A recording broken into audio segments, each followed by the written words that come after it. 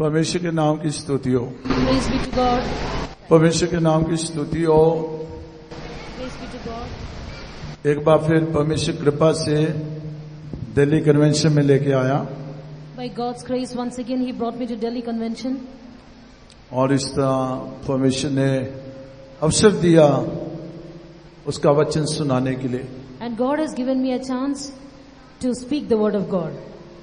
परमेश्वर के नाम की स्तुति हो। Praise be to God. सो समय काफी हो चुका है, काफी बातें बोलने के लिए है, लेकिन अबे कुछ नहीं बोलते, This वचन को ध्यान करते हैं। Let's meditate the word of God. Habakkuk की पुस्तक उसका 3 अध्याय 17 और 18 वचन। In the book of Habakkuk, chapter 3, verse 17 and 18. Habakkuk की पुस्तक 3 अध्याय 17 और 18 वचन जब हम पढ़ते हैं, Habakkuk, chapter 3, verse 17 and 18. Although the fig tree shall not blossom, neither shall fruit be in the vine, and the labor of the olive fail, and the fields shall yield no meat, the flock shall be cut off from the fold, and there shall be no herd in the stalls. Yet I will rejoice in the Lord, I will joy in the God of my salvation. परमेश्वर, ठीक है, बस परमेश्वर के नाम की स्तुति हो। Praise be to God. परमेश्वर आशीषों का परमेश्वर कहलाता है। God is giving us a word of blessing. No, परमेश्वर आशीषों का परमेश्वर कहलाता है। Our God is a God of blessings. और परमेश्वर की हार्दिक इच्छा हम सब के लिए यही है कि वो हमें हर तरह से आशीष करे। It is the God's desire that God would bless us in all ways. वो हर तरह से हमें आशीष करे, यही उसकी हार्दिक इच्छा है। God's desire is that He would bless us in all ways. चाहे एक तरफ परमेश्वर चाहता है वो हमें आशीष करे, Though God wants to bless us in one way, लेकिन दूसरी तरफ परमेश्वर चाहता है हम ना सिर्फ आशीषों के लिए उसके पास आए और आशीषों के कारण उसमें खुश रहें, it is not only that God is wanting us to come to Him for blessings and that we would be only be happy for the blessings which He is giving. वरन परमेश्वर चाहता है हम परमेश्वर में हर समय खुशी मनाने वाले हों। And God wants us to be always happy in Him. सो अगर हम आशीषों से भर के परमेश्वर को देखने वाले होंगे, उस पर भरोसा रखने वाले होंगे, उसमें खुशी मनाने वाले होंगे, आशीषें हों व ना हों, हम प्रभु में खुश रहेंगे। Whether we have blessings or not, we should always depend upon Him and be happy in Him. इसलिए अभी 2 वचन जो हम आपके सामने पढ़े हैं, Now the 2 verses which we read before you, Habakkuk की पुस्तक 3 अध्याय 17 और 18 वचन। when we read from Habakkuk chapter 3 verse 17 and 18, 17 वचन में 4 तरह की आशीष के बारे लिखा हुआ है। we see 17 वचन में in the 17th verse we see of a blessing there. 4 प्रकार की 4 तरह की आशीष के बारे लिखा हुआ है। We see there 4 kinds of blessings. और 18 वचन में हम क्या देखते हैं? In the 18th verse, what do we see? Habakkuk चाहे इसके विपरीत परिस्थितियों में था, Habakkuk was in a condition which is against this condition. तो भी वो कहता है मैं प्रभु में आनंदित रहूंगा। Even then he says that I will rejoice in the Lord. मैं अपने उद्धारकर्ता परमेश्वर में मगन रहूंगा। And I will joy in the God of my salvation.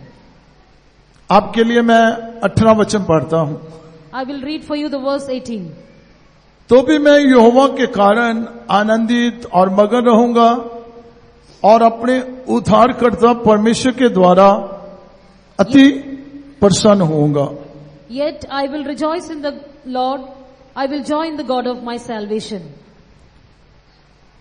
Habakkuk को देखिए, जिन 4 तरह की आशीषों का जिक्र 17 वचन में किया हुआ है, The 4 kinds of blessings which are seen in chapter verse 17.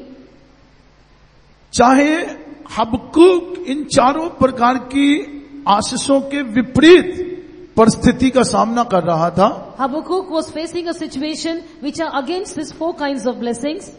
तो भी वो कहता है मैं अपने परमेश्वर में आनंदित रहूंगा, Even then he says that I will rejoice in the God of my salvation. मैं परमेश्वर में हमेशा मगन रहूंगा। I will always rejoice in the Lord. जानते हो, जो लोग हर विपरीत परिस्थिति में भी प्रभु में खुश रहते हैं, The people who are always happy in the controversial situations, वे लोग अपने बल को कभी भी नष्ट नहीं करते। those people will never lose their strength. चाहे आशीषें हो व ना हो, Whether there is blessings or not. वे अपने अंदरूनी बल को, भीतरी बल को कभी भी नष्ट नहीं करते। They will never destroy the inner strength.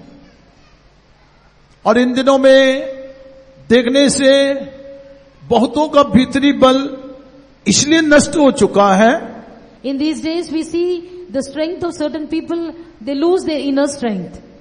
बहुतों का भीतरी बल इसलिए नष्ट हो चुका है The reason for their losing their inner strength is क्योंकि लोग प्रभु में आनंदित होने के बदले, उसमें मगन होने के बदले, वे कुछ आशीषों में मगन होना चाहते हैं, और जब वो आशीषें नहीं रहती तब वे निराश हो जाते हैं और अपने अंदरूनी बल को खो जाते हैं। because they are depending upon the blessings which God has given and they are not happy in the Lord. When they face some trials, they are getting discouraged. मेरा विचार है वही लोग निराश होते हैं और अपने भीतरी बल को नष्ट करते हैं जिनको अब तक उद्धार के बारे पता नहीं, उद्धारकर्ता परमेश्वर का पता नहीं। According to me, those who are not saved and those don't have the joy of this salvation, those people will get discouraged. अगर आप परमेश्वर ने हमें दिए हुए उद्धार को समझ लोगे और उद्धारकर्ता को समझ लोगे, मेरे विचार के अनुसार आशीष हो व ना हो, हर परिस्थिति में आप उसमें मगन रहोगे। According to me, those who don't know their Savior, those who don't have this joy of salvation, they only have a discouragement in their life. क्यों मैं ऐसा कहता हूं? Why do I say like this? क्यों मैं कहता हूं हम उद्धार को पहचानना है? Why do I say that we have to understand our salvation? उद्धारकर्ता को समझना है। We have to understand our Savior. कारण हमें जो उद्धार मिला है, The one who has to give us salvation, हमें जो उद्धार मिला है, इसके द्वारा परमेश्वर ने अपना बड़ा प्रेम, महान प्रेम हमें दिखाया है। because of the salvation, the great love of God is coming to us. महान प्रेम को परमेश्वर ने हमारे उद्धार के द्वारा प्रकट किया है, दिखाया है। The great love of God which He has showed us through this salvation. रोमियों की पुस्तक 5 अध्याय उसका 7 वचन जब मैं पढ़ता हूं, ये वचन जब कभी भी मैं पढ़ता हूं मुझे बहुत ही कचोटता है। When we read from Romans chapter 5 verse 7, जब कभी भी इस वचन को मैं पढ़ता हूं, whenever I read this verse, ये वचन मुझ पर ऐसा प्रभाव डालता है कि कितनी बार इस वचन के कारण मैं बंध गया हूं, वहां टूट गया हूं। whenever I read this verse touches me and it breaks my heart. इस वचन में लिखा है किसी धर्मी इंसान के लिए कोई बलिदान हो, कोई मरे, ये दुर्लभ है। We read that if for one righteous, scarcely for a righteous man will one die. दोबारा सुनिए, किसी धर्मी जन के लिए कोई मरे, ये दुर्लभ है। It is said that for scarcely for a righteous man one will die. सो अगर धर्मी के लिए कोई मरने वाला नहीं है, Nobody will die for one righteous. अगर धर्मी के लिए कोई मरने वाला नहीं है, If for righteous nobody is ready to die, तो विचार कीजिए एक पापी इंसान के लिए कौन मरेगा? and for a sinner who will die? पापी इंसान के लिए, हारे हुए इंसान के लिए, अधर्मी इंसान के लिए कौन मरेगा? For a sinner, for an unrighteous person, who will ever dare to die? और हम में से कोई भी ये नहीं कह सकता मैं पापी नहीं था, मैं अधर्मी नहीं था। None of us can say that I'm not a sinner, I'm not an unrighteous person. वचन कहता है हम सब के सब पापी इंसान थे। The word of God says, all have sinned. जैसा लिखा हुआ है, एक इंसान के द्वारा पाप इस दुनिया में आया और पाप के कारण मृत्यु आई, और ये मृत्यु सारे मनुष्यों में इस कारण फैल गई चूंकि सब ने ही पाप किया। For because of the sin of one man, death has entered into man, and it has crept into the whole world. सो हम सब के सब पापी इंसान थे। We all are sinners. इसलिए यशाया में भी लिखा हम सब के सब बेरों के नहीं भटके हुए लोग थे। As it is written in the book of Isaiah, we are all as sheep which are gone astray. सो सब लोग भटके थे, एक भी ऐसा नहीं था जो भटका हुआ नहीं था। We cannot say there was not even a one person, but all have sinned and come short of the glory of so God. जब हम सब पापी इंसान थे, हारे हुए इंसान थे, अधर्मी इंसान थे, तो विचार कीजिए हम पापियों के लिए कौन मरता? Because we were sinners, just imagine and see who would one ever dare to die for a sinner. अगर धर्मी इंसान के लिए कोई मरने वाला नहीं, तो पापी इंसान के लिए कौन मरेगा? If anyone would scarcely die for a righteous man, then who will dare to die for a sinner? एक ही शब्द में हम उत्तर दे सकते हैं, पापी के लिए कोई भी नहीं मरेगा। Understand this one thing, nobody will die for a sinner. लेकिन 8 वचन में, रोमियो की पुस्तक 5 अध्याय 8 वचन में लिखा, परंतु परमेश्वर अपने प्रेम की भलाई हम पर यूं प्रकट करता है, जब हम पापी ही थे यीशु मसीह हमारे लिए बलिदान हुआ। But God commended His love towards us in that while we were yet sinners, Christ died for us.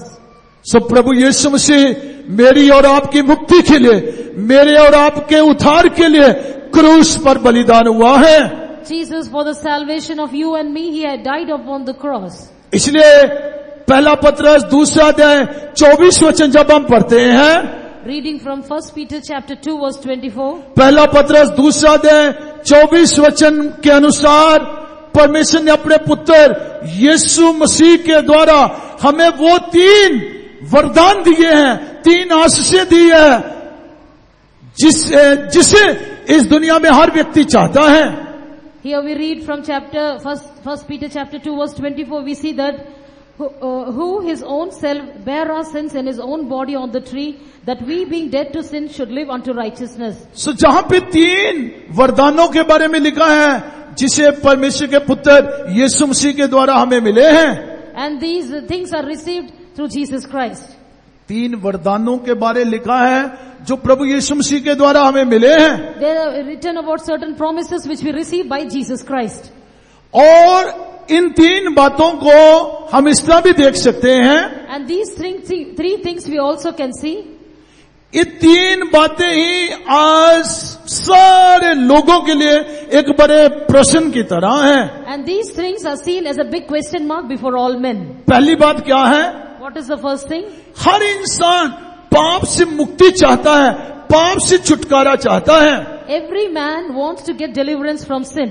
सो दुनिया में देखिए लोगों का विचार है मैं पाप से मुक्ति पाने के लिए, पाप से छुटकारा पाने के लिए, पाप से छुटकारा पाने के लिए वगैरह वगैरह ये सब करना चाहिए। And he, for the remission of his sins or to get deliverance from sin, he has to do these certain things. लोग तीर्थ यात्राओं में जाते हैं, People go to ritual places, pilgrims, pilgrimage. लोग तीर्थ यात्राओं में जाते हैं, They go on a pilgrimage. और लोग कई तरह अपने शरीर को भी कष्ट देते हैं। They give strain to their body. कई साधु संतों को देखिए वे जंगलों में जाते हैं और अपने शरीर को किस तरह वेदना देते हैं। We see of certain saints who give trouble to their body and they go to jungles and go to the mountains. सो लोग वगैरह वगैरह इसलिए कर रहे हैं ताकि किसी ना किसी तरह हम पाप से छूट जाए, पाप से मुक्ति पाए. So somehow or the other, they would get deliverance from their sin. लेकिन इंसान अपने किसी भी प्रयत्न के द्वारा अपने पाप से नहीं छूट सकता. But man, because of his own efforts, he cannot get deliverance from sin. जो लोग पाप से छूटने के लिए कई तरह के यत्न प्रयत्न कर रहे हैं, कई तरह के और कई कार्य कर रहे हैं, आप उनको पूछ के देखिए, वे आपको कहेंगे हम पाप से छूटे नहीं है. People do so many things and follow so many methods, even then they cannot get deliverance from sin. एक दिन मेरे पास कुछ लोग आए, वे गैर लोग थे, अन्य लोग थे, और मेरे पास आके कहने लगे अब हमें उद्धार मिला है. Some people came to me, they were not Christians, they came and asked me as to how to get salvation. मैंने एक शब्द भी उन्हें पूछा, क्या आप पूरी तरह पाप से मुक्ति पा चुके हो? Then I asked him, did you get deliverance from your sin completely? पूरी तरह अपनी बुराई से, अपने पाप से मुक्ति पा चुके हो? I asked them, did you completely receive deliverance from sin? तब वे चुप रह गए. They were silent. कारण, What is the reason? चाहे एक तरफ वे मुक्ति का नाम ले रहे थे, लेकिन वे अब तक भी अपने पापों से मुक्ति नहीं पाए थे. Though they take the word of deliverance, but they are not getting deliverance from sin. सो परमेश्वर के प्रिय लोगों, दुनिया में मुक्ति का रास्ता सिर्फ एक ही है, एक ही प्रसाधन है जिसके द्वारा हम मुक्ति पा सकते हैं. So dear people of God, there is only one way for salvation, that is through Jesus Christ. इसलिए पहला पत्र 2:24 में लिखा, उसने आप ही हमारे पापों को अपनी देह पर उठाकर क्रूस पर बलिदान हुआ, ताकि हम पाप से मरकर अर्थात पाप से छुटकारा पाएं. Here we read in 1 Peter chapter 2 verse 24, who his own self bare our sins in his own body on the tree, that being dead to sins should live unto righteousness, by whose stripes we were healed. सो लिखा, हम पाप से छुटकारा सिर्फ यीशु के सलीबी बलिदान के द्वारा प्राप्त पाते हैं. We can get deliverance from sin only through the sacrifice which Jesus did in his body. लिखा, उसने हमारे पापों को अपनी देह पर उठा लिया और क्रूस पर चढ़ गया, क्रूस पर बलिदान हुआ, ताकि हम पाप से छुटकारा पाए. Jesus Christ took all our sins upon his body and was crucified so that we can get deliverance from sin. सो ये वरदान यीशु के द्वारा हमें प्रदान हुआ है. This was possible only through Jesus. दूसरा लिखा, हम धार्मिकता का जीवन व्यतीत करें. Secondly, we were asked to live a righteous life. धार्मिकता का जीवन व्यतीत करना ये भी मनुष्यों के लिए एक बड़े सवाल की तरह है. To live a righteous life, this is also given to man. दुनिया में देखिए, लोग चाहे अपने अपने विचारों के अनुसार, अपने अपनी सोच के अनुसार एक धर्मी जीवन व्यतीत करते हैं. People live a life according to what they wish or according to what they think. सो वो उनकी अपनी धार्मिकता है. And it is their own righteousness. लेकिन परमेश्वर की धार्मिकता के अनुसार जीवन व्यतीत इंसान तब ही कर सकेगा अगर वो पाप से मुक्ति पाएगा. A person can live a righteous life only when he get deliverance from sin. क्योंकि पाप से मुक्ति पाने से ही एक इंसान को परमेश्वर की धार्मिकता का प्रकाश होता है, और परमेश्वर की धार्मिकता को समझ के उसमें वो जीवन व्यतीत कर पाता है. A person only when he gets deliverance from sin, that he can live and get an understanding about the righteousness of God and can live according to it. और तीसरा लिखा, उसके मार खाने से हम चंगे हो गए. Thirdly, we see that by whose stripes ye were healed. इसका अर्थ क्या है? What is the meaning of this? इस दुनिया में इंसान की बड़ी समस्या, बड़ा सवाल उसकी तंदुरुस्ती है, उसकी चंगाई है, और इंसान चंगाई के लिए क्या क्या नहीं कर रहा. और वचन कहता है, यीशु के मार खाने से हम चंगे हो गए. The word of God says that because of his stripes he were healed. People in this world, for their healing, they do whatever, they try all the means. आज दुनिया में देखिए, कैसी कैसी बीमारियां हैं, कैसे कैसे रोग हैं, कैसी कैसी दुर्बलताएं हैं। हॉस्पिटलों को देखिए, चाहे बहुत से हॉस्पिटल हैं, वे भी कम इसलिए हैं क्योंकि प्राय लोग बीमार हैं। And people in these days, there are so many different hospitals and different kinds of diseases we see. अधिकांश लोग बीमार हैं, इसी वजह से हॉस्पिटलों में भी जगह नहीं है। Because most of the people are sick, that's why there is no place in the hospitals also. लोग अपनी तंदुरुस्ती चाहते हैं, चंगाई चाहते हैं। वचन में लिखा, यीशु के कोरे खाने से हम चंगे हो गए हैं। People wants healing, they want good health. The word of God says, by his stripes he were healed. यीशु मसीह ने हमारी चंगाई का प्रावधान भी किया है, उसने धार्मिकता के जीवन का भी प्रावधान किया है और पापों की मुक्ति का भी प्रावधान किया है। Jesus also gave us righteousness and he has given deliverance from all our problems. यदि हम यीशु मसीह के इस प्यार को समझ लेंगे कि कैसे उसने अपना प्रेम हमारी मुक्ति के लिए दिखाया है, चाहे आशीष हो व न हो, हम उसमें आनंदित रहेंगे। Whether it is a blessing or righteousness, we can only get through Jesus Christ. एक बात और मैं आपको कहता हूं, One more thing I want to say. वचन में हम पढ़ते हैं, एक ऐसा समय वचन में हम पढ़ते हैं जब यीशु इस दुनिया में था। In the word of God we see that when Jesus was in this world, तो 4 व्यक्ति एक लकवे के मारे हुए व्यक्ति को यीशु मसीह के पास लेके आए। a person who was sick of palsy was brought before Jesus. जब यीशु मसीह ने उन चारों व्यक्तियों के विश्वास को देखा और उस लकवे के मारे हुए व्यक्ति से कहा, पुत्र ढाढ़स बांध, चूंकि तेरे पाप क्षमा हुए हैं। When we see the 4 persons who has let down the man who was sick of palsy, when Jesus seeing their faith, Jesus says that your sins are forgiven thee. पुत्र ढाढ़स बांध, चूंकि तेरे पाप क्षमा हो गए हैं। My son, be of good courage, your sins are forgiven. जब यीशु मसीह ने इस तरह कहा तो वचन में हम पढ़ते हैं, कुछ लोग अपने ही भीतर यीशु मसीह पर दोष लगाते हुए ये कहने लगे, ये कौन है जो पापों को क्षमा कर रहा है? People who were around, they were saying, who is this man who has authority to forgive sins? आप दया करके मत्ती का सुसमाचार 9 अध्याय में पढ़ के देख सकते हो। When we read from Matthew chapter 9, we can see this incident. 9 अध्याय उसका पहले वचन से लेके अगर आप 6-7 वचन तक पढ़ोगे तो आपको ये सारी कहानी वहां मिल जाएगी। When we read from Matthew chapter 9 verse 11 onwards, we can understand this whole incident. जहां पे देखिए, जब यीशु ने उस व्यक्ति से कहा, पुत्र ढाढ़स बांध, चूंकि तेरे पाप क्षमा हुए। When he said that, my son, your sins are being forgiven.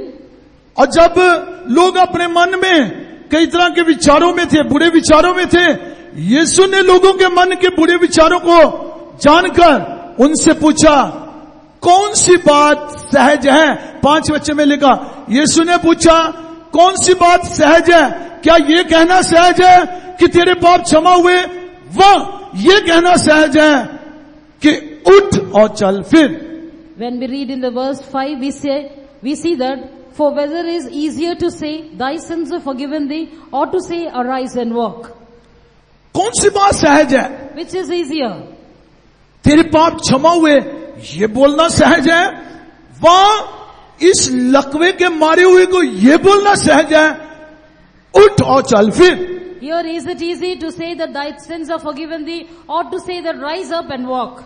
लोगों का विचार था, तेरे पाप क्षमा हुए, ये बोलना बहुत सहज है। Then people thought that it is very easy to say that thy sins are forgiven thee. लेकिन ऐसी दुर्दशा में पड़े हुए व्यक्ति को ये बोलना, उठो चल फिर, ये सहज नहीं है।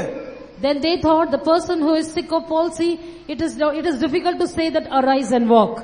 लेकिन मैं आपको कहता हूं, परमेश्वर के लिए ऐसी दुर्दशा में पड़े हुए व्यक्ति को उठ और चल फिर बोलना बहुत सहज है, लेकिन पापों को क्षमा करना ये बोलना सहज नहीं है। For God, it was easier to say that arise and walk, but it was difficult for God to say that thy sins are forgiven thee. क्योंकि चाहे इस वचन में हम देखते हैं, इस वचन में हम देखते हैं कि यीशु ने बड़े सहज से कहा है तेरे पाप क्षमा हुए. Jesus Christ in this incident very easily says, thy sins are forgiven thee. लेकिन वचन के अनुसार पापों को क्षमा करने के लिए यीशु मसीह को इंसान का रूप लेके इस दुनिया में आना पड़ा और उसको हमारे पापों की क्षमा के लिए क्रूस पर बलिदान होके अपना कीमती लहू बहाना पड़ा. For Jesus, it was difficult for him to take up all our sins and die for us on the cross of Calvary and shed his precious blood. इसलिए इब्रानियों की पुस्तक 9 अध्याय 22 वचन में लिखा है, बिना लहू बहाए पापों की क्षमा नहीं है. We read that without shedding of blood there is no remission of sins. सो यीशु मसीह ने चाहे बड़े आराम से, बड़े सहज से कहा तो है तेरे पाप क्षमा हुए, लेकिन इस क्षमा के लिए उसको अपना जीवन बलिदान करना पड़ा. It was easier to say that thy sins are forgiven him, but it was difficult for him to die upon the cross for the remission of our sins. इसलिए परमेश्वर की कृपा से मैं हमेशा कहता हूँ, जिस परमेश्वर ने हमारे पाप क्षमा कर दिए, जो परमेश्वर हमारे पापों को क्षमा कर सकता है, वो परमेश्वर हमारी बीमारियों को क्यों नहीं चंगा कर सकता. The Lord who has died for us and gave his life upon the cross of Calvary, it is easiest for him to heal us of our sickness also. अगर परमेश्वर हमारे पापों को माफ कर सकता है तो हमारी बीमारी से हमें क्यों नहीं चंगा कर सकता. If God can forgive our sins, why can he not heal us of our sickness? लेकिन दुख की बात क्या है? What is the other thing? दुख की बात क्या है? Grievous thing. दुख की बात क्या है? What is the grievous thing? लोग बीमारी को बढ़ के समझते हैं, पाप क्षमा होने को बढ़ के नहीं समझते. लोग बीमारी को बढ़ के समझते हैं. They will think that sickness is great. बीमारी को बहुत बड़ा समझते हैं. Sickness is a very great thing. लेकिन पापों की क्षमा को लोग बढ़ के नहीं समझते. And the forgiveness of sin, they don't consider it as a great thing. पापों की क्षमा बढ़ के है, ये जरूरी है, ये इसे हम पाना बहुत ही जरूरी है, इसको भी बढ़ के नहीं समझते.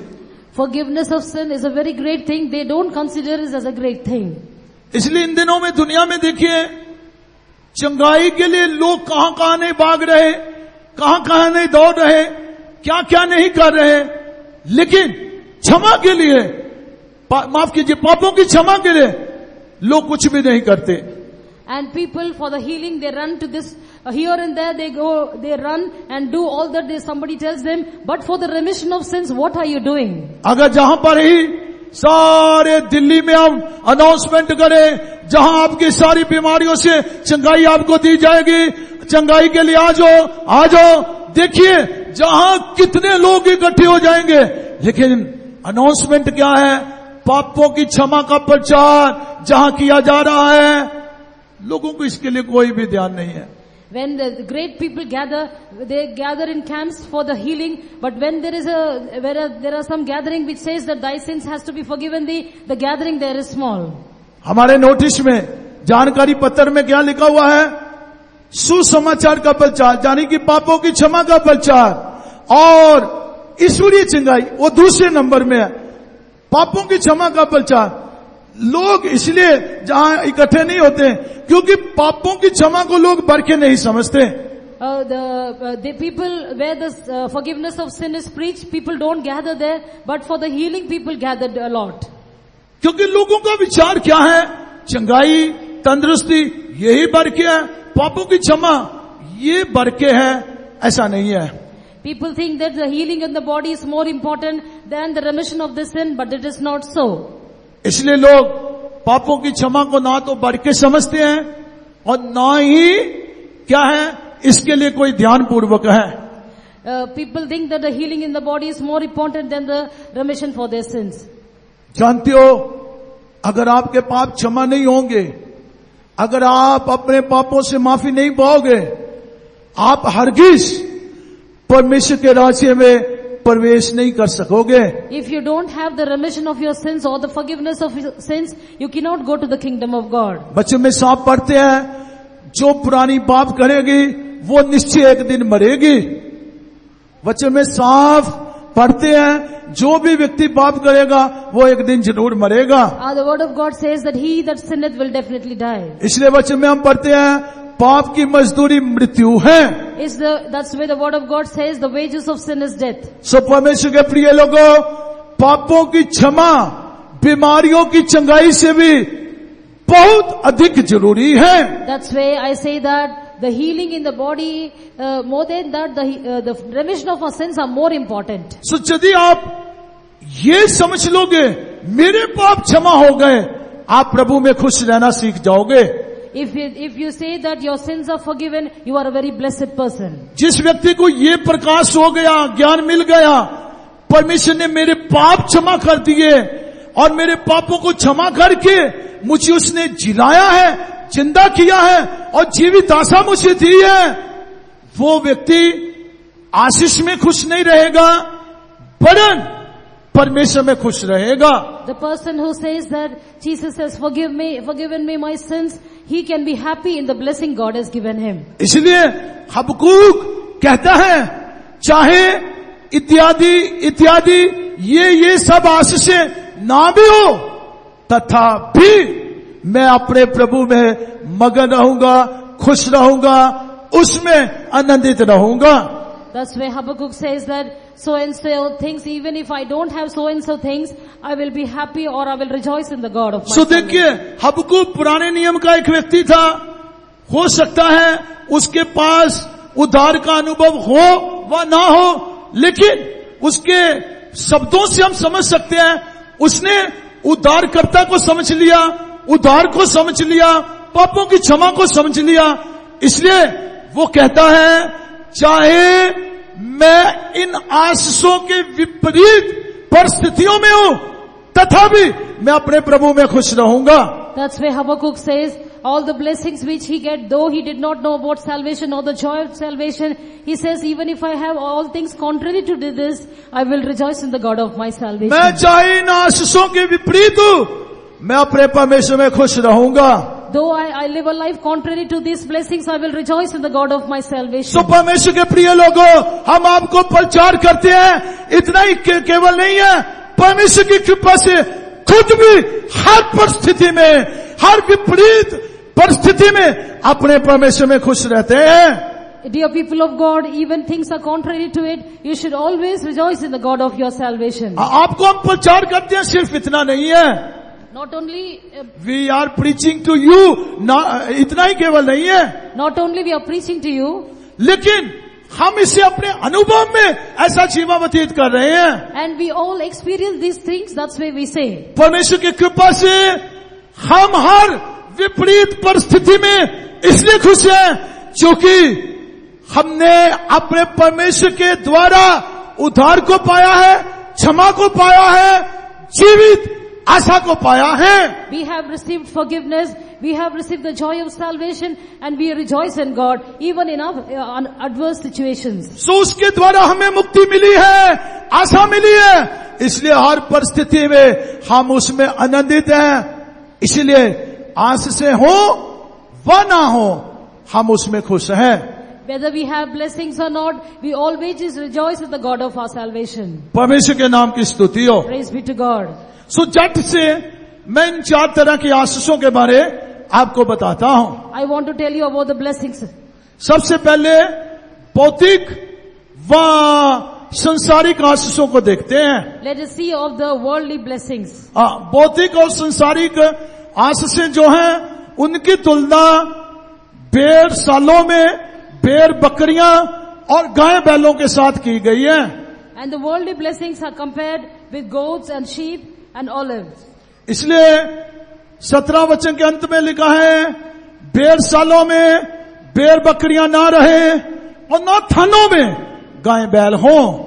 Here we read that though the folds be cut off and the herds in the stall, I will rejoice in the Lord. सो जहां पे भेड़ बकरियां और गाय बैल ये भौतिक और संसारिक आशीषों का नमूना है। Where there the sheep and goat or the oxen, we see that these are compared to worldly blessings. सो परमेश्वर ने हमें भौतिक और संसारिक आशीषों का भी वायदा दिया हुआ है। God has promised us to give us material and worldly blessings. परमेश्वर हमें भौतिक और संसारिक बाप से भी हर तरह की आशीष से आशीष करता है। God is blessing materially and worldly. God is blessing us. लेकिन जानते हो ये वायदा, ये आशीषें कौन से वायदे के साथ है? And these blessings are which is related to which promise? कौन से वायदे के साथ है? And with what promises these are interlinked? मत्ती का सुसमाचार 6 अध्याय 33 वचन में लिखा हुआ है। In Matthew 6 अध्याय, in Matthew 6th chapter, chapter 6 verse 33. 6 अध्याय का 33 वचन में लिखा हुआ है। In Matthew 6:33, what do we see? वहां पे लिखा हुआ है, पहले तुम मेरे धर्म और राज्य को खोजो तो ये सारी बातें तुम्हारे पीछे आ जाएगी। But seek ye first the kingdom of God and His righteousness, and all these things shall be added unto you. लिखा, पहले तुम मेरे राज्य और धर्म को ढूंढने से ये सारी आशीषें तुम्हारे पास आ जाएगी। If you seek the kingdom of God and His righteousness, all these things shall be added unto you. आपको एक बात मैं और बता देना चाहता हूँ। For the last time I want to tell you, परमेश्वर का राज्य हमेशा सच्ची धार्मिकता के साथ है। the kingdom of God is with true righteousness. और परमेश्वर का राज्य शांति के साथ है। And the kingdom of God is in peace.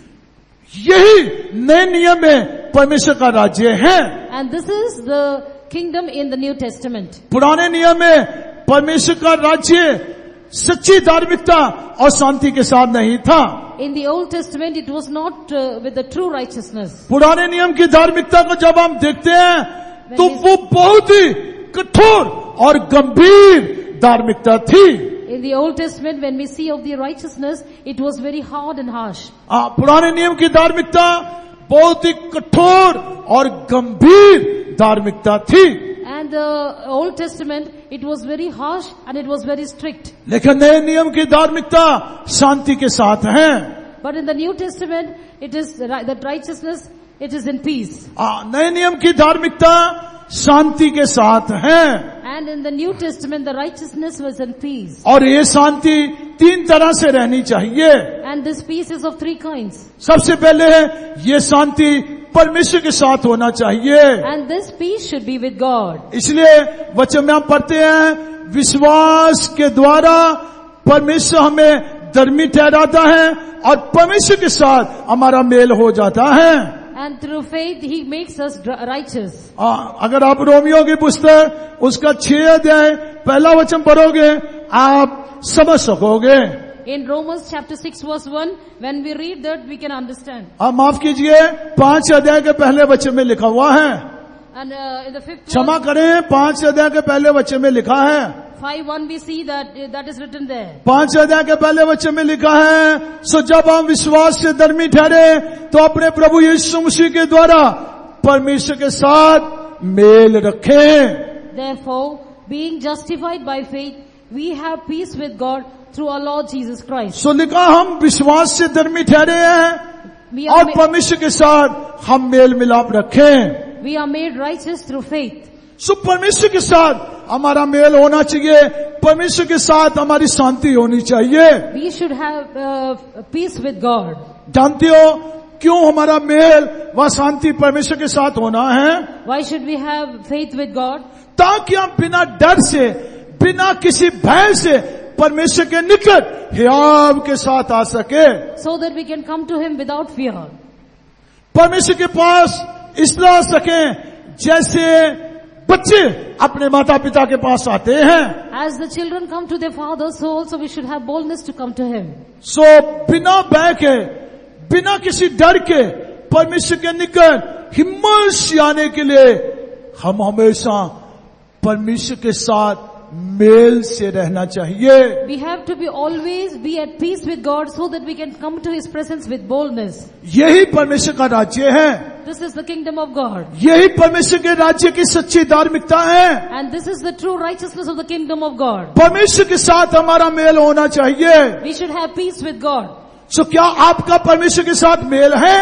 Where there is peace with God, जब लिखा है परमेश्वर के राज्य को तुम ढूंढना चाहिए, तब ये सारी वस्तुएं आपके पीछे आ जाएगी। इसका आप परमेश्वर के साथ अपने मेल मिलाप को ढूंढना चाहिए। We have to be at peace with God. Only then we can receive all the blessings in heaven. सो आपका मेल मिलाप हमेशा परमेश्वर के साथ रहना चाहिए। That's why we should always be at peace with God. तब आपको परमेश्वर के निकट आने के लिए कोई भय, कोई डर, कोई भी घबराहट, जब कोई भी शंका नहीं रहेगी। Then we will not have any doubt or we will not have any problem. एक बार मैंने एक दर्शन देखा। Once I had a vision. मैंने क्या देखा? स्वर्ग से एक बहुत बड़ी डोरी जमीन पर लटक रही है। Then I saw a great a rope which is coming from heaven to the earth. और उस रस्सी के सहारे एक स्वर्गदूत नीचे उतरा है। And through that rope, one angel was coming down from heaven. और उसने मेरे प्राण को, मेरे जीवन को इस तरह बांध लिया जैसे हम अपने जूते के बांध को बांधते हैं। And that rope was tied to me as the shoe was tied to the rope. जैसे हम अपने जूते के बांध को बांधते हैं, उसी तरह उस दूत ने उस रस्सी से मेरे जीवन को बांध लिया। As the shoelace is tied to the shoe, so also that rope was tied to me. और मुझे झट से स्वर्ग में उठा लिया, ऊपर उठा लिया। And immediately I was taken to heaven. मुझे नहीं पता, मैं अपने आप को बांधते हुए देखा, उस रस्सी के सहारे स्वर्गदूत को उतरते देखा, अपने आप को बांधते देखा। कैसे मैं वहां उठाया गया मुझे नहीं पता, लेकिन ये मैं देखा कि मैं स्वर्ग तक उठा लिया गया। I saw in that vision that a rope was coming down and the angel was coming down through the rope and I was tied to the rope and I was taken to heaven. All these things I was seeing.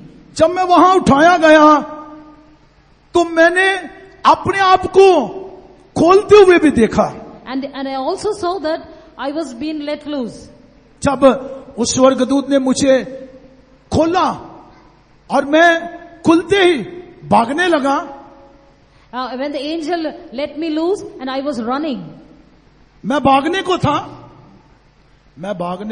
दौड़ने को था। I was about to run.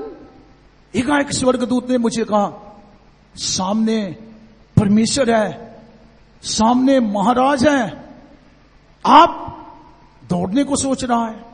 Then that angel said, there is a king sitting before you. Are you trying to run?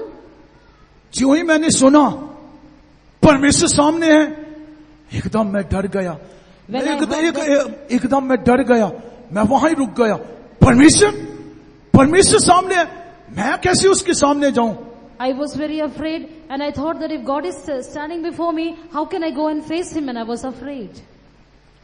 और जब मैं दूर से ही, अभी जहां भाई लोग जहां कुर्सियों में बैठे हैं इतनी दूर, जब मैं इतनी दूर से ही परमेश्वर को देखा, when the distance was as people were sitting in the chair, this much distance was there. So जब मैं इतनी दूर से ही परमेश्वर को देखा, when I saw God from this distance, मुझे उसका चेहरा देखने से लगा, अरे ये तो बहुत ही प्रेमी इंसान है, इसमें तो बहुत ही प्रेम है, प्रेम से भरा हुआ है। और मेरे अंदर का डर, मेरे अंदर का जो भय था, परमेश्वर मैं उसके पास कैसे जाऊं? एकाएक मैं ये समझ के, ये तो बहुत ही दयावान, बहुत ही प्रेमी इंसान है, मैं इसके पास जाऊंगा।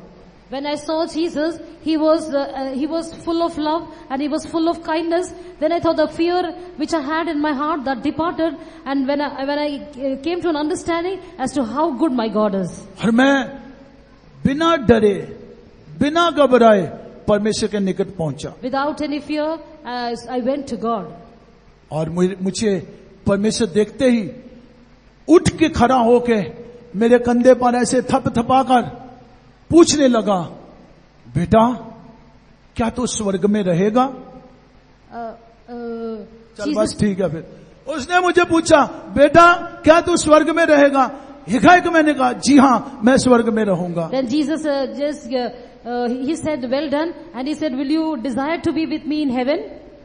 So मैं ये बात आपको क्यों कहा है? Why did I say all this? परमेश्वर का नाम जब हम सुनते हैं, परमेश्वर जब हम कहते हैं, तो हो सकता है हमारे अंदर डर उत्पन्न हो, हमारे भीतर एक भय हो, हम सोचते हो कैसे हम उसके निकट जाएं, कैसा हम उससे मिलें, कैसा हम परमेश्वर के निकट एक हयाब से हों। When we think of God, we think that how can we go to God? How will He be? All these things cross our mind. लेकिन परमेश्वर हमारा पिता है, वो बहुत ही करुणामय प्रेमी परमेश्वर है। मैं और आप उसके निकट बड़े हयाब से जा सकते हैं, सिर्फ हमारा मेल उसके साथ होना चाहिए। We should have peace with God, then we can boldly go to Him and say that He is a kind God, He is a compassionate God, He is a loving God. क्यों हम उसके निकट जाने के लिए डरते हैं? क्यों हमें भय है? क्यों हम परमेश्वर को ओपरा पराया समझते हैं, मानो वो अन्य है और हम उसके निकट जाना नहीं चाहते? कारण अब तक भी हमारा मेल उसके साथ नहीं हुआ। Because we don't have peace with God, we don't have boldness to go before Him. So जब हमारा मेल उसके साथ हो जाएगा, हमें कोई डर, कोई भय, कोई शंका, कोई घबराहट नहीं रहेगी। हियाव से परमेश्वर के निकट हम ऐसे जाएंगे जैसा मैं अपने दर्शन में परमेश्वर के निकट आराम से चला गया। When we have peace with God, we have a boldness to go before our God. We will not fear, as I told you about my vision. सो परमेश्वर के प्रिय लोगों, परमेश्वर के राज्य को ढूंढने का और उसके धर्म को ढूंढने का अर्थ है परमेश्वर के साथ हमारा मेल होना चाहिए, इसे हम ढूंढना चाहिए। We have to be at peace with our God.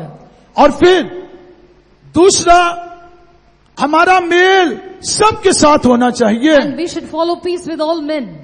सो सबके साथ हमारा मेल रहना चाहिए, सब लोगों के साथ हमारा मेल होना चाहिए। We should be at peace with all men.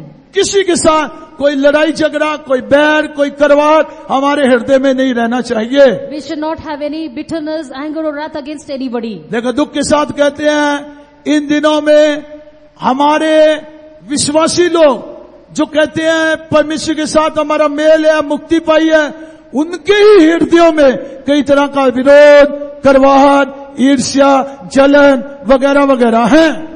People who say that we are saved and we have peace with God, they don't have peace with everybody. They have hatred, anger, wrath and such bad things in their life. सो परमेश्वर के प्रिय लोगों, तीसरा, हमारे अपने भीतर एक शांति होना चाहिए। Thirdly, we should have a peace within ourselves. हमारे भीतर शांति हो, इसका किसी भी तरह की कोई चिंता, कोई व्याकुलता और किसी भी तरह को कोई फिक्र व बोझ हम में नहीं रहना चाहिए। We should not have any trouble or any problems within ourselves. किसी भी तरह की कोई चिंता नहीं रहना चाहिए। We should not have any type of negative thoughts. इसलिए मत्ती का सुसमाचार 6 अध्याय में जब यीशु मसीह किसी तरह की चिंता नहीं करना, किसी तरह की फिक्र नहीं करना, क्या खाएंगे, क्या पिएंगे, क्या पहनेंगे, कहाँ रहेंगे वगैरह वगैरह, तो ये सारी बातें बोलने के बाद उसने कहा पहले तुम उसके राज्य और उसके धर्म को ढूंढो, तब ये सारी वस्तुएं तुम्हारे पीछे आ जाएंगे। That's why in Matthew chapter 6 verse 32 we see that what we shall eat, what we shall drink, the unrighteous think of all things, but God says that seek ye first the kingdom of God and His righteousness, and all these things shall be added unto you. So जितना आप परमेश्वर के इस वायदे के अनुसार उसके राज्य और धर्म को ढूंढोगे, जिसे मैंने आपको विस्तार पूर्वक बताया है, तब आप भौतिक और संसारिक आशीषों को पा सकोगे। The things which I told you, if you follow all these things, you will receive the blessings in this world.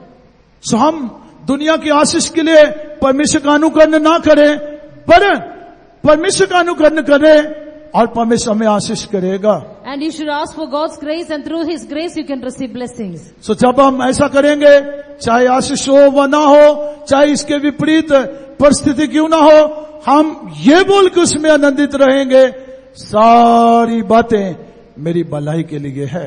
Whether we have blessings or not, we will say that all things work together for good. परमेश्वर के नाम की स्तुति हो। Praise be to God. दूसरा आशीष जो है वो किसे दिखाता है? The second type of blessing, what does it show? दूसरा, खेत में अन्न ना उपजे ऐसा लिखा हुआ है। Even there is no food in the field. सो खेत कलीसिया को दिखाता है। And the field shows the church of God. खेत कलीसिया को दिखाता है 1 कुरिन्थी 3 अध्याय 9 वचन के अनुसार। 1 कुरिन्थी 3 अध्याय 9 वचन के अनुसार खेत कलीसिया का नमूना है। In 1 Corinthians chapter 3 verse 9 we see that church is compared to a field. Field is as a church is field. So Yuhanna का सुसमाचार 4 अध्याय 35 वचन जब हम पढ़ते हैं, In 4th chapter 34th verse when we see, वहां पे लिखा हुआ है खेतों में फसल पकी हुई है। we see that there is the harvest, the fields are full of harvest. हाँ, सो इसका वहां पे खेतों में हम अन्न को देखते हैं। We see grains in the field. हाँ, खेतों में अन्न को देखते हैं। We see crop in the field. लेकिन जहां पे लिखा है चाहे खेतों में अन्न ना हो, We see in Habakkuk that though there may be no food in the fields. इसका अर्थ क्या है? What is the meaning? खेत में अन्न ना हो ये सूखेपन को दिखाता है, And these shows dryness. या फिर भूखमरी को प्रकट करता है। And they shows the past. इसका अर्थ क्या है?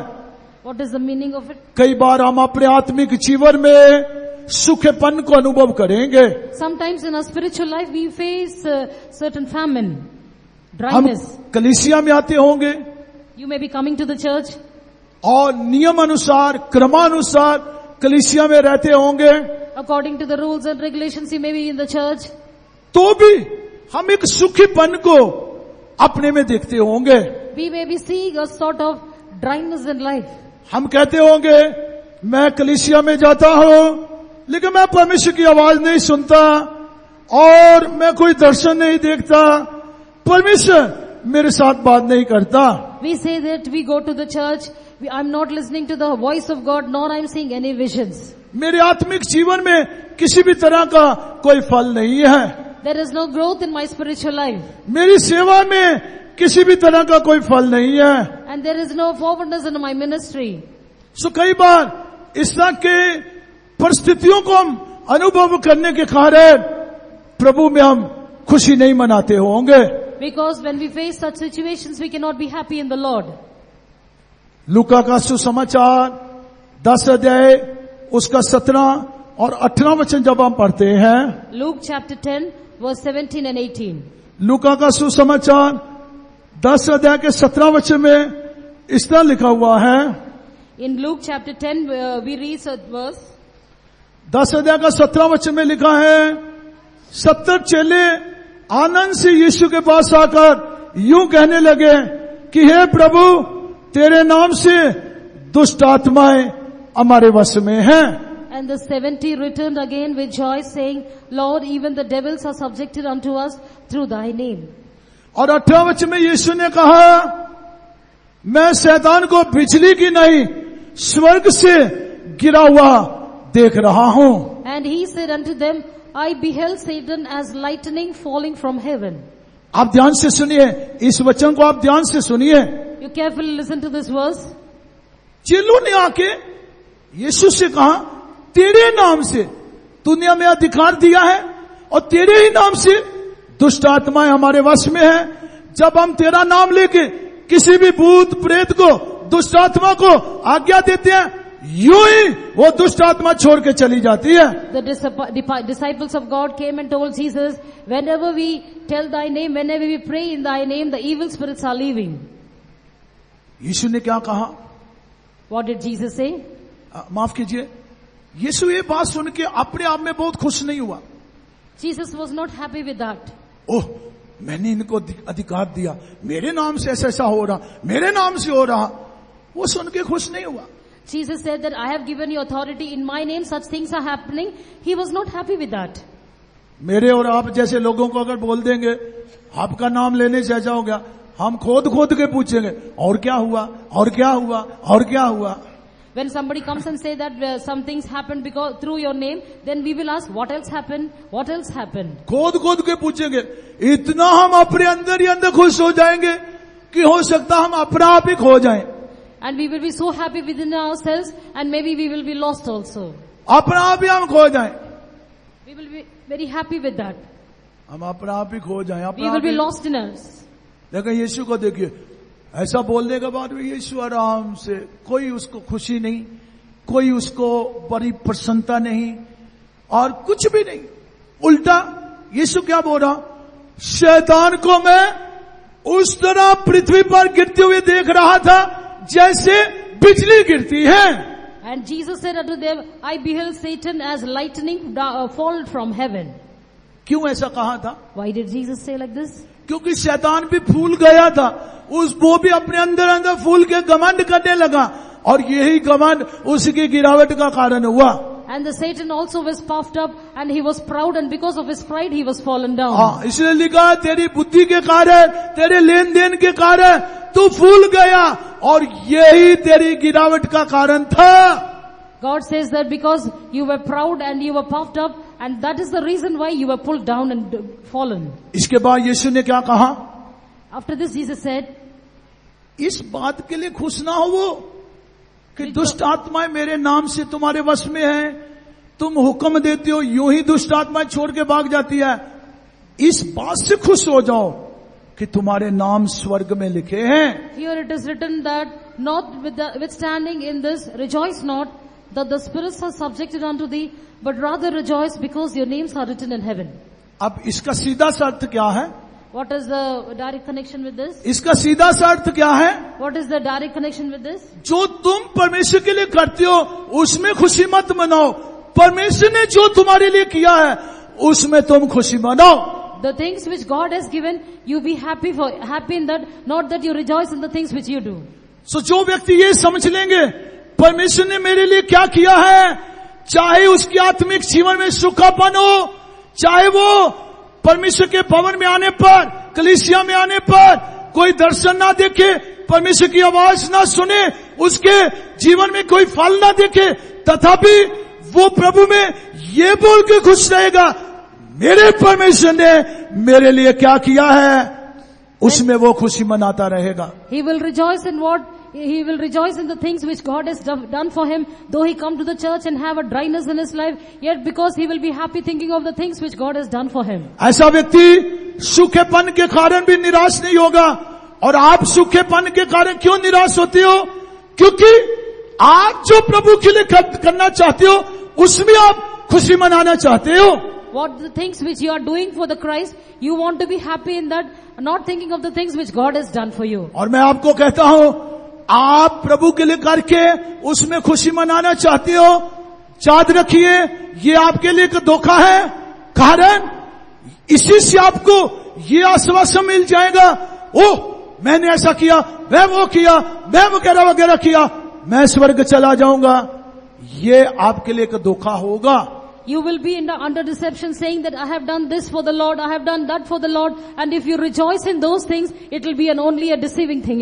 यही कारण है मत्ती 7 अध्याय में हम पढ़ते हैं, जिन लोगों ने आके यीशु को कहा, हे प्रभु तेरे नाम से अब ये किया, वो किया, दुष्ट आत्मा निकाल दी, भविष्यवाणी की, वगैरह वगैरह काम किए, हमारे लिए भी खोल दे। उनको क्या कहा गया? तुम कौन हो, कहां के हो, मुझे नहीं पता।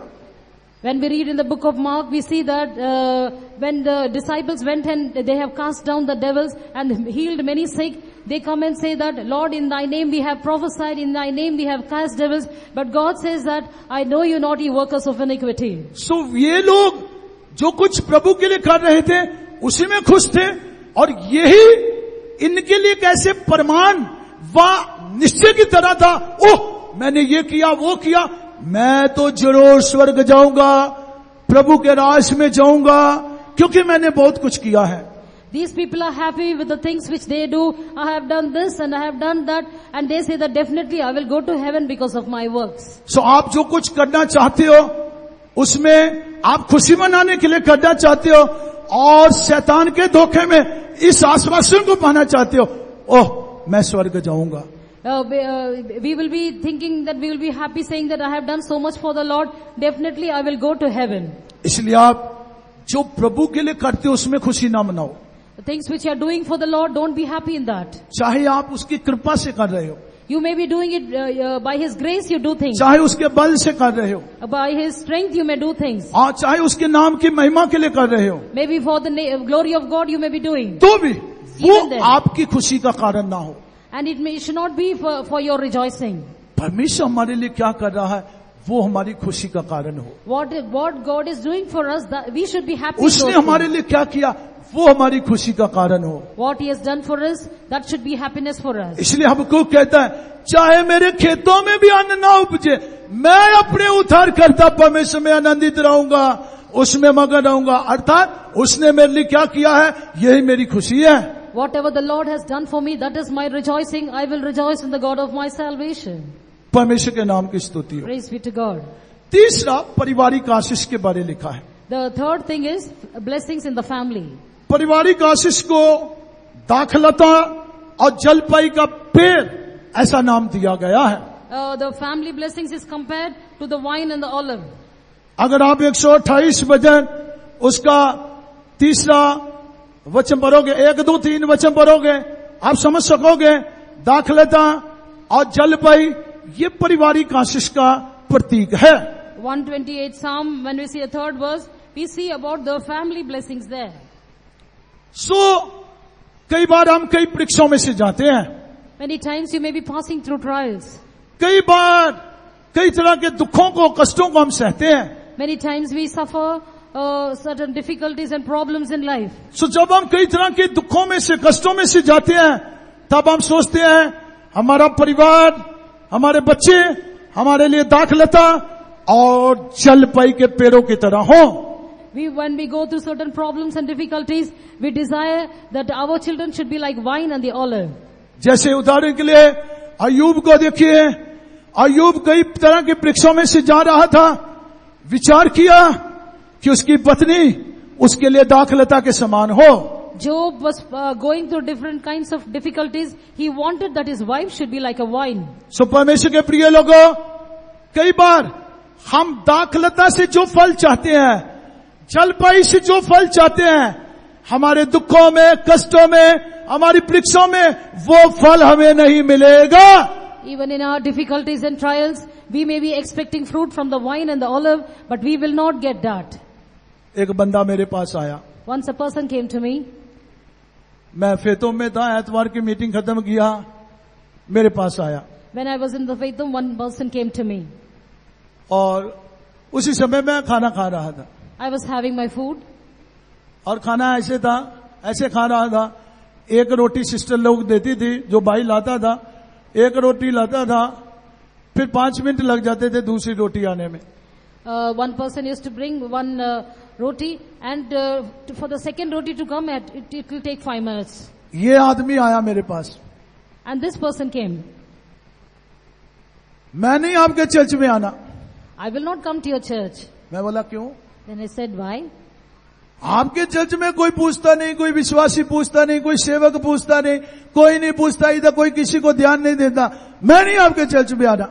Then he said that when I come to the church, no believer, no worker talks to me, doesn't inquire of my condition, I will not come to this church. मैं बोला इधर ऐसे ही चलता है, आना है तो आ जाए, नहीं तो नहीं। Then I इधर said, मैं बोला ऐसे ही होता है। Then I said, this is the condition here. If you want to come, you can come, or else you need not come. और मैं बार बार रोटी लाने वाले भाई को बोल रहा, ओ लेके आओ, ओ लेके आओ, रोटी नहीं आ रही थी जल्दी। And I was asking the boy to bring the roti. The roti was not coming. मैं बोला देख ला, इधर मेरा हाल भी यही है, एक रोटी आती है, फिर 5 मिनट के बाद दूसरी, मुझे चिल्लाना पड़ रहा है, मैं भी इधर ही जी रहा हूँ, आपको आना है तो आ जाओ, नहीं आना है तो फिर आपका मर्जी। Then I said, I also have to wait for this roti. So if you want to come, you can come, or else you cannot come. मैं बोला मेरा भी हाल ऐसे ही है। My condition also is like this. उसने देखा सचमुच pastor को एक रोटी के बाद दूसरी आने में टाइम लग रहा है, इसका हाल ऐसा है तो हमारा हाल भी ऐसा ही रहेगा। Then he said, if the pastor is facing certain difficulty, my condition also is like this. उसके बाद उसने चर्च नहीं छोड़ा, ना ही कंप्लेंट किया। After that, he never left the church, nor did he complain. कई बार हम ऐसी ऐसी परिस्थितियों में जाते समय चाहने वाले फल को दाखलता से और जलपाई से चाहते हैं, लेकिन हमें नहीं मिलता, ये हमारी ठोकर का कारण हो जाता है। Many times when we pass through difficulties, we don't get fruit from the wine and olive. So this will be a reason for our offense. वो हमारी ठोकर का कारण बन जाता है। And that will become a reason for our offense. हम सोचते हैं, ओह मुझे ये नहीं मिला, वो नहीं मिला, वगैरह वगैरह नहीं मिला, मेरे साथ ऐसा नहीं हुआ, वैसा नहीं हुआ, और मुझे जहां पूछा नहीं, वहां पूछा नहीं, इसने नहीं, उसने नहीं, वगैरह वगैरह हम कहते हैं। लेकिन हम ऐसी परिस्थितियों में भी प्रभु में खुश रहना सीखना चाहिए. We say that the people don't inquire about us, people don't talk about us, this and that. But in this condition also we should be happy in the Lord. हमेशा हम ऐसी परिस्थितियों में भी खुश रहना चाहिए. In all such conditions, in all such situations, we have to be happy in the Lord. सो खुदा की कृपा से मैं घमंड के लिए नहीं कहता. 33 वर्षों से मैं सेवा में हूं. कई ऐसे रास्ते आए, कई बार ऐसी परिस्थितियां आई, लगभग ऐसा ही रहा, लेकिन हमेशा मैं अपने प्रभु में खुश रहा. इसलिए मैं आपको कहता हूं, हम आपको सिर्फ प्रचार नहीं कर रहे, खुद ऐसे अनुभव में जाते हैं. And I'm 30 years experience in this ministry. 33 years, 33 वर्ष, 33 years I'm in this ministry, and I have faced so many difficulties, problems, and in all these problems I have no complaints. I'm always happy and I rejoice in the Lord. कभी किसी pastor के पास जाके, pastor जी मेरे साथ ऐसा हो गया, mother जी मेरे पास साथ ऐसा हो गया, इस सिस्टर ने, उस विश्वासी ने, उसने ऐसा किया. खुदा के फजल से कहता हूं, कभी किसी के पास जाके कोई भी शिकायत नहीं की. By the grace of God, I say that I never went in complaint saying that this person is like that believer is like that. I never complained. By the grace of God, I overcame. सो इसलिए हम करने आए नहीं, क्योंकि हम अपने उद्धारकर्ता परमेश्वर में खुश हैं. दाखलता में दाखे ना हो, अंजीरों में, जलपाई में धोखा ही हो, तो भी हम अपने प्रभु में खुश रहेंगे. That's why whether there is fruit, because no fruit in the vine or in the olive, I will rejoice in the God of my salvation. परिवार से, मनुष्यों से हमें मदद मिले व ना मिले, कलीसिया से हमें मदद मिले ना मिले, सेवकों से मदद मिले ना मिले, हम उसमें खुश रहेंगे. Whether we get help from the workers or from the church or from the believers, whether we get or not, we should always rejoice in the Lord. एक विश्वासी मुझे कहने लगा, ओह सेवादार हमारे लिए दुआ नहीं करते, इसलिए हम कैसे विश्वास में रहेंगे. Once one person said the workers are not praying for us, how can we be in faith? इसलिए तो हमें इधर उधर भटकना पड़ता है. Because of that we have to wander here and there. पहले के सेवादार हमारे घरों में आते थे, प्रार्थना करते थे वगैरह, ये था वो था. आजकल करते नहीं है, इसलिए हम भटक रहे हैं. Because the workers are not coming and visiting us, that's why we are going here and there. मैंने कहा विश्वास में जीने वाले के चाहे सेवक पूछे व ना पूछे, उसके घर आए चाहे ना आए, उसकी शुद्धि ले व ना आए, विश्वास में जीने वाला व्यक्ति हर परिस्थिति में विश्वास में जिएगा. The person who is in faith, whether the workers come or not, whether adverse situations, he will not depart from faith, but he will abide in faith. सो मैंने उसको कहा हम भी उसी विश्वास से जीते हैं.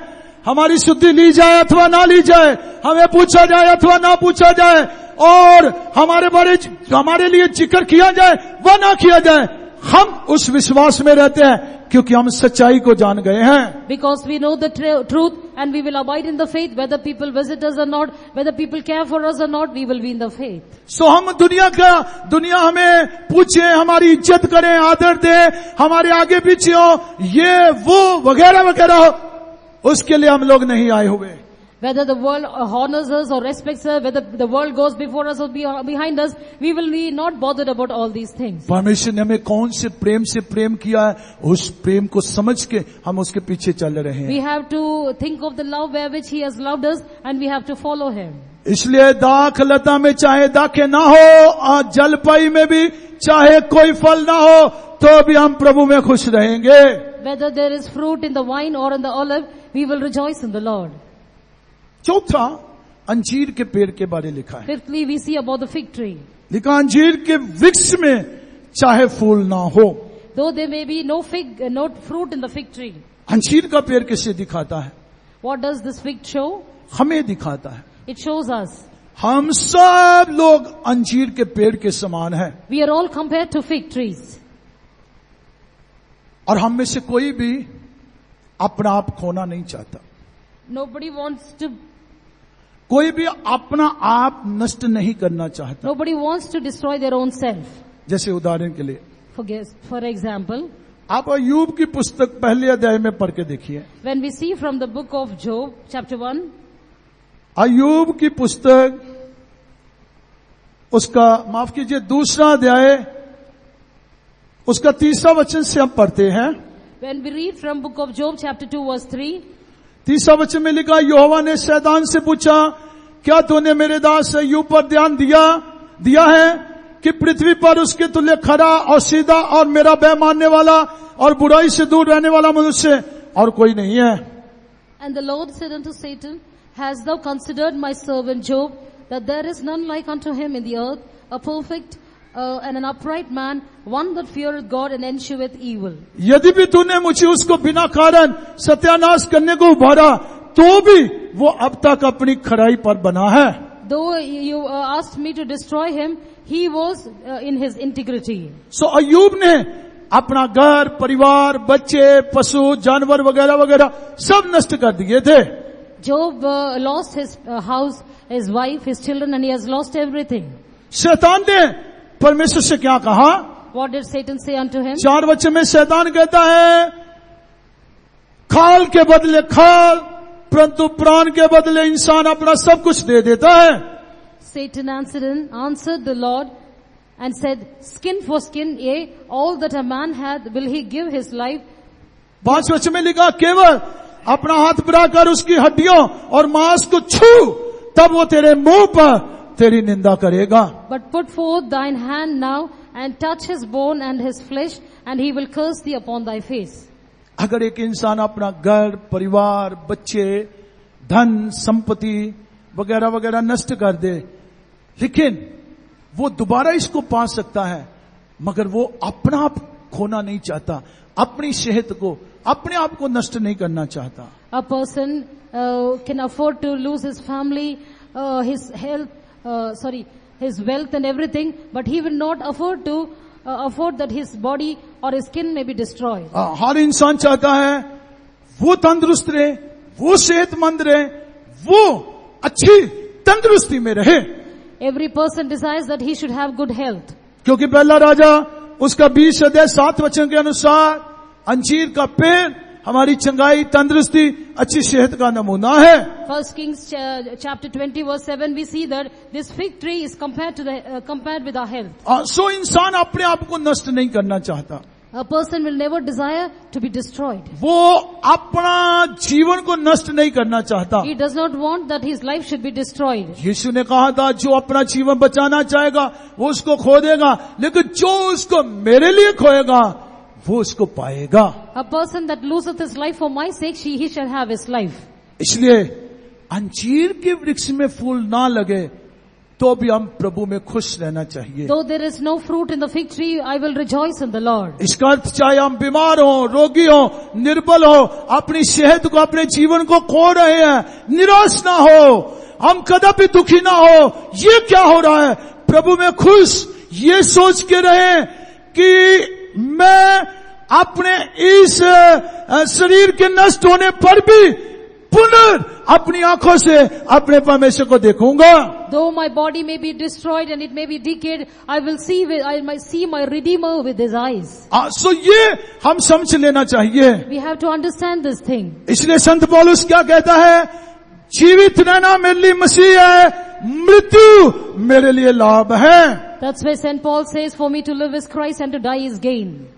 वो क्यों कहता है मृत्यु मेरे लिए लाभ है? Why does he say that death is a gain to me? फिलिपियों की पुस्तक 1 अध्याय का 23 वचन में कहता, जी तो चाहता है इस देश से अलग होकर परमेश्वर के पास जाओ, प्रभु के पास जा रहा हूं, लेकिन तुम्हारे लिए देह में रहना चाहता हूं। He says that I desire to leave my body and go to be with the Lord, but for your sake I will be in this body. सो अगर आप इन बातों को समझ लोगे, आप बीमारी के कारण, रोग के कारण सेहत नष्ट हो रही है, जीवन नष्ट हो रहा है, आप कभी भी दुख नहीं करेंगे, आप खुश रहेंगे, चाहे मृत्यु हो चाहे ना हो। जीवित रहना भी मेरे लिए मसीह है, मरना भी मेरे लिए मसीह है, सब कुछ मेरे लिए लाभ है। When you understand these things, for you to live is Christ and to die is gain. Whether you lose your health, whether you lose your body, whether you face death also, you will always rejoice in the Lord. प्रभु हमें इन वचनों से आशीष करे। That God may bless us with these words. परमेश्वर के नाम की स्तुति हो। Praise be to God.